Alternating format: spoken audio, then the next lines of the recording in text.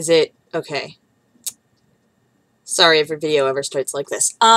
Okay, so, hi, Tumblr. Barring anything better to do, which is a lie, I'm lying to you right now. I have plenty of better things to do, like I could be working on, like, the paying job my mom gave me, but I'm not, because I'm at the, marking and cutting out fabric stage of the project, which is my least favorite part of the project, and it's even more annoying when it's, like, not a corset, because you can't just, like, I can't just, like, put it in my lap and, like, with the cutting board and, like, cut it out while I'm watching a movie or something. I have to, like, set up this whole big thing because it's, like, this gigantic tunic and it's so annoying. So, instead of doing that, which would pay, or practicing any of my stuff, or rearranging my portfolio, or arranging a digital portfolio, which is something I promised myself I would do, or doing the mountains of laundry I have, or brushing the dog's fur out, or whatever.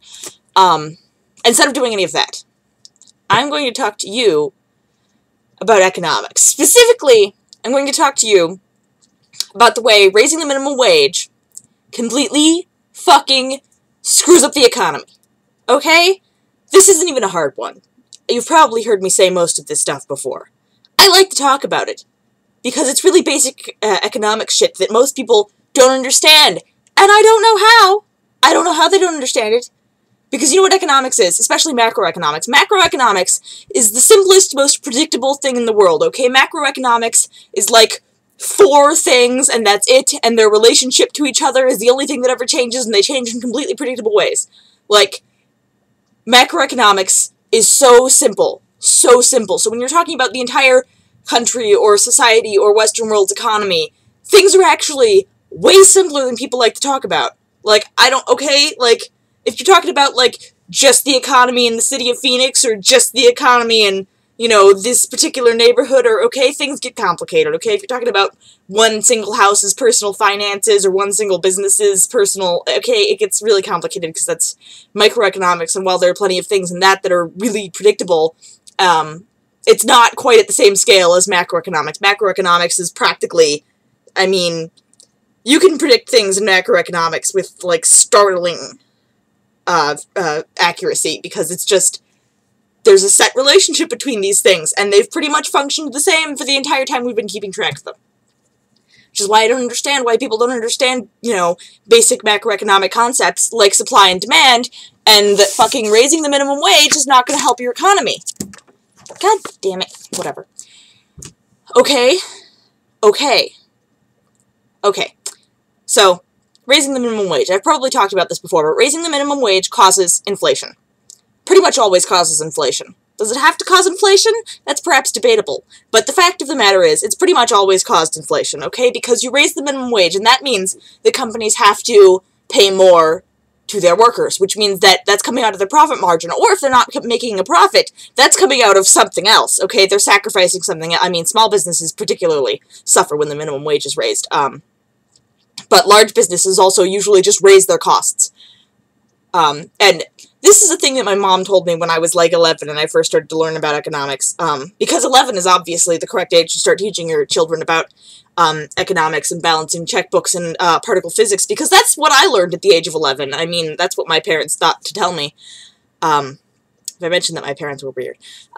Anyway, so I have no idea if this is true or not, but my mom, I mean, it's anecdotal, so, I mean, I've seen it sort of borne out in my experience, but I don't know if this is, like, universally true, or this is just, like, a thing that we notice, is that, a lot of the times you can predict, inflation is going to happen when the price of milk and meat rise. And I've definitely noticed that. Pretty much every time the price of milk goes up at my local grocery store, the price of everything else follows within a couple of weeks. But, you know, I don't know if that's, like, actually true, or if I'm just, like, noticing it because she told me that. Anyway, that's the least factual thing I'm going to tell you. I promise everything else I will tell you is going to be backed up with, like, my understanding of economics, or, I don't know, maybe if I get really serious, I'll pull down some fucking books, because I'm serious about economics, and people always look at me funny, like, that's a thing, but, like, okay, yeah, you're some costume design major, why do you care about economics? Like, no, fuck you, man. I was going to major in economics at one point in my life, until I realized I would then be surrounded by a bunch of assholes, with not a single creative bone in their body, and also then no one would pay me to make things. So anyway, what the fuck was I saying?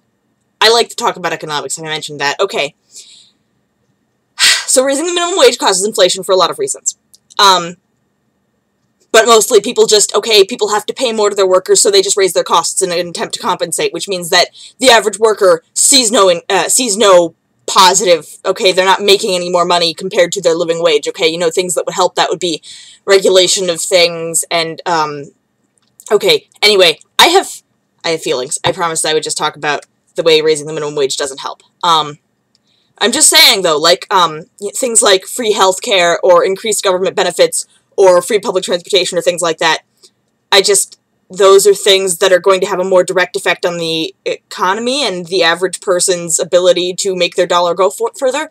I'm just saying, do you have any idea how much money I would save if I didn't have to pay? Okay, no, I'm sorry. Anyway, I have lots of feelings about economics. It's just why I'm making this video. I bet no one's watching this. I bet Sophie and Sarah and maybe Curtis are still watching this. And to you, I say, you guys. Okay, no, I know Sarah's still watching this, though, because it's me talking about economics. I love you, Sarah! Okay, my god, I just lost my train of thought. It's like a wash of Sarah feelings. Anyway, okay, raising the minimum wage, causes inflation. Okay, I've talked about that. Other people have talked about that. That's kind of one of the obvious effects. The other effect is that raising the minimum wage completely screws over people on fixed incomes and people who rely on tips. Because the tippable minimum wage and the other minimum wage, you know, like the general minimum wage and the tippable minimum wage were separated sometime in the 90s.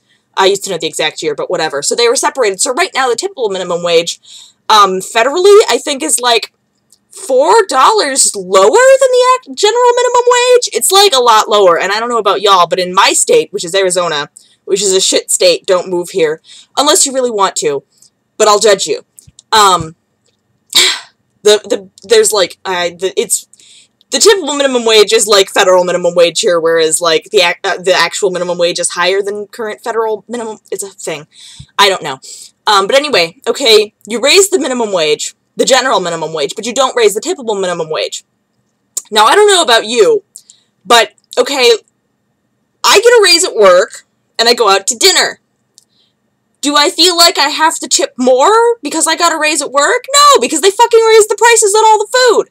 Or they didn't raise the prices on all the food, in which case, hey, I'm getting a good deal, but in that case, I'm still going to just tip 20%, which means, you know, okay, everything at the grocery store costs more, plenty of services cost more, but I'm still giving my server the exact same percentage of my bill. I'm still giving them the same amount of money, even. It's going to cause them a problem, okay? And I mean, it's not like obviously some people are probably going to be like, oh, I should increase the amount I tip, or they should be like, oh, I'm making more money, I can give more money away, but like, let's be real. How many people are actually like that? Okay? I gotta tell you, most of the time, I'm not like that. Most of the time, I am really selfishly thinking about me and my ability to stretch my next $20, and can I really afford to give this server better than minimum tips, okay? Like, that's, you know, like, I top out at 20%, and I'm like, okay, they were really good, and I could give them more money, but what if I miss my bus? What if I lose my bus card? What if the cat gets sick? You know? And I'm sure lots of people are like that, regardless of whether or not they're as dirt fucking poor as I am. You know, like, you're not always thinking about other people. So people who live on tips are making less. And so their cost of living has effectively gone up, and everyone else's has stayed about the same. So, you know, that's lovely. And people on fixed incomes, or people who are getting, you know, certain amounts of fixed incomes. I mean, for example, say you're me. Say you're me, and you live 6 to 8 months apart on, grants from the federal government. That's what you live on. You live on scholarships and grants. Okay? Those amounts are not going to go up. Those amounts were fixed years ago, actually. I'm just really lucky that they haven't raised my tuition because they lock in when it's a whole thing. I mean, it's a kind of a nice thing in that my personal tuition fees aren't going to go up unless I do a specific thing, which means that my amount of federal aid is always going to cover my actual schooling, which is nice.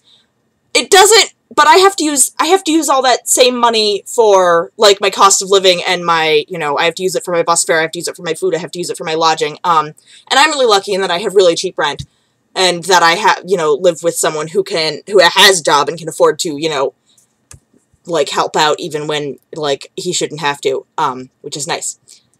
But, you know, okay, if inflation okay, you know, okay, I'm sorry, it's the proposed change, raising the minimum wage to $10. The federal minimum wage right now is nowhere near $10. Do you have any idea the kind of inflation that would be a lot? It would be a lot of inflation. Let me just tell you that right now. And yeah.